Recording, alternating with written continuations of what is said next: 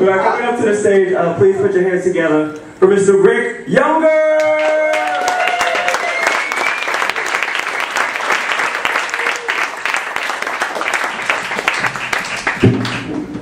Thank you. I feel the love, everybody. Thank you so much. I know it's fascinating to see the white dude get his hair done in a black barbershop. I'm trying to focus. It's the first time you ever had your hair cut with an abstract impression, whatever, of Barack Obama over there.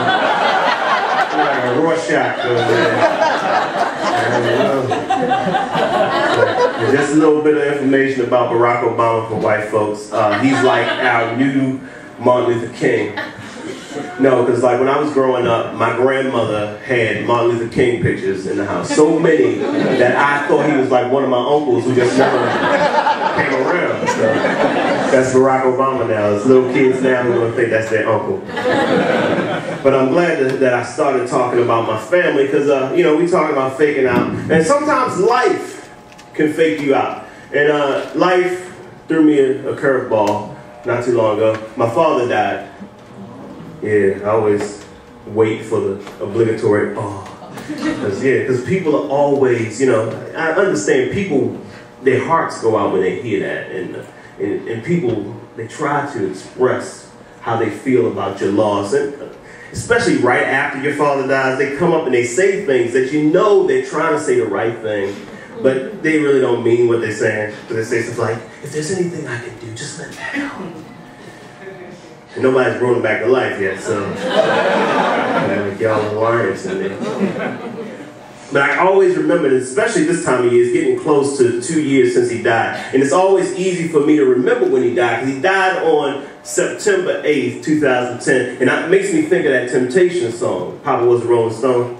You know, that one went, it was the 3rd of September, the day I always remember. Yes, I will, cause that was the day that my daddy died. Except I sing it like, it was the 8th of September, the day I always remember. Yes, I will, cause that was the day that my daddy died. They gotta understand about my father. My father was such a character. I mean, he was such a, just so full of life. He was that guy. I mean, he lived to be the perfect age. I mean, not that he lived to be very old, but he just lived to that point of life where I call it an age of enlightenment, where he is just so enlightened that he is fully himself. He was that guy. He said whatever he wanted. I mean, he just, you know, was himself. And it was just, he was so full of life that even when he was getting older and getting sicker, you didn't feel like he was near the end at any point. I mean, a perfect example. My father came to see me. I was in a national tour of Broadway musical Rent. My father says whatever he feels like saying, and as a matter of fact, he goes up to one of my castmates who was rather buxom and was like, hey, big chest, I can see why you can sing so well. You got some big lungs. I'm like, that's how old I want to live to be. Because all she said was, oh, Mr. Young, he's so cute. I'm like thinking he's about to be brought up on some charges, and he's like making friends. Yeah, so it was one of those types of things, like I said, I just thought that he was here and he was gone. But in retrospect, I'm able to look back and I think I can pinpoint the moment where I realized that my father was starting to slip away. Yeah, it was this one particular Sunday. My whole family was going to church together because my niece was about to get baptized. And just as we were about to go into the church, my father had an accident in his pants.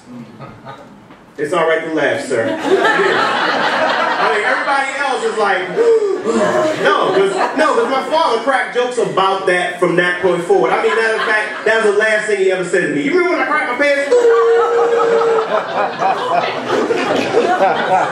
But at that time, I had no idea that he was going to have a sense of humor about it. And somehow, with my whole family going to church together, Ricky, the baby boy, became responsible for having to take my father home with the crappy pants. Yeah, and I realized that this was a profound moment in our existence together, because this had probably happened before in our existence together. We left the house together, and we had to turn around and go back home. But last time it happened, I had the crappy pants. And this time it was happening because he had the crappy pants. So I realized that, oh, this is a very delicate situation. I got to handle it with care. You know, so I'm like, all right, let's just go right in. I went up to him. I said, Daddy, what happened? He said, I thought I had to fart. So let him loose. It wasn't a fart. I tried to cross my legs. Too late. So we're in the car, and I'm like, you know, still trying to think of things to say. Meanwhile, I rolled the window down because the car was just totally wrecked. And out of the blue, he goes, I bet you didn't expect this to happen when you woke up this morning, boy, did you? This is one hell of a ride. Well, if you think it's one hell of a ride, you try sitting in this seat I'm sitting in right now. So we get back to the house. I'm like, all right, Daddy, give me your pants, and I'll clean those out for you. And you go to the bathroom and finish off what you started in your pants back at the church.